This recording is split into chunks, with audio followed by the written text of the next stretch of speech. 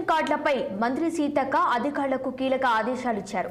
Pension కార్డుల కోసం వచ్చిన దరఖాస్తుల నుంచి అర్హుల జాబితాను వెంటనే సిద్ధం చేయాలని సెర్ఫ్ అధికారులను ఆదేశించారు.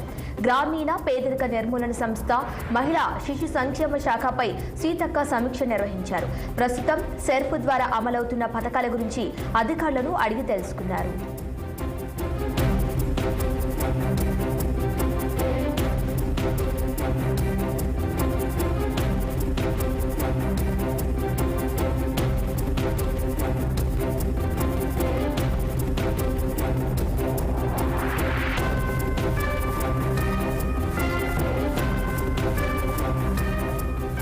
గత ప్రభుత్వం మ్యాచింగ్ గ్రాంట్లు ఇవ్వకపోవడంతో కేంద్రం పథకాలను వినియోగించుకోలేకపోయామని అధికారులు మంత్రి సీతక్కకు వివరించారు.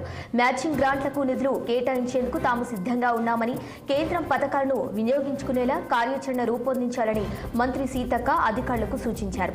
వచ్చే బడ్జెట్లో మహిళా శక్తికి అవసరమైన నిధులు కేటాయిస్తామని అన్నారు.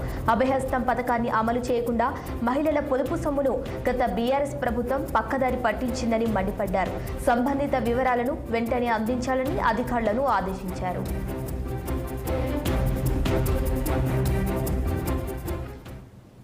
ఈరోజు మార్కెట్ కమిటీకి నూతనంగా ఎన్నుకోబడ్డటువంటి సోదరులందరూ కూడా ఇది పదవి అనేది ఒక అలంకారం కాదు, అలంకార ప్రాయం కాకూడదు.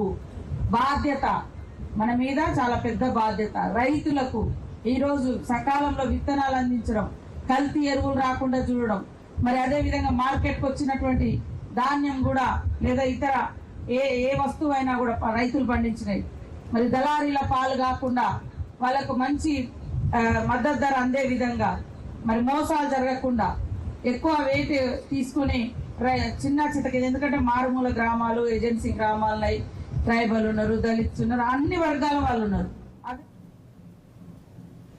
కాంగ్రెస్